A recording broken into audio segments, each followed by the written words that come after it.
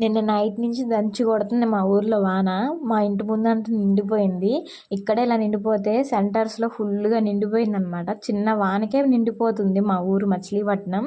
ఇంకెంత పెద్ద వాన పడితే అబ్బో మామూలుగా నిండిపోలా.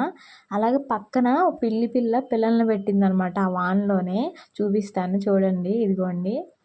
ఇంకా మా మేడం కాసేపన్నా ఆఫీస్ ఓపెన్ చేయండి అన్నారని చెప్పి కొంచెం వాన తగ్గంగానే నా మర్యాద రామన్న సైకిల్ వేసుకుని గబగబా అయితే వెళ్ళి ఆఫీస్ తలుపులు అయితే తీసేశాను. మా ఆఫీస్ దగ్గర ఇంకో చిన్న మినీ చెరువు అనమాట. ఇంకా తాళాలు తీసి లోపల కూర్చున్నా. కాస్త వాన తగ్గాక వెళ్ళిపోదాంలే అనుకున్నా, కానీ వాన ఫుల్గా దంచేసింది.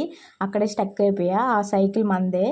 ఇంకా వాన తగ్గడం ఆలస్యం, గబగబా తొక్కుంటూ వెళ్ళిపోయాను అనమాట. ఇదిగోండి మా ఇంటి ముందు ఇదంతా చూసారా ఎంత వాటరు.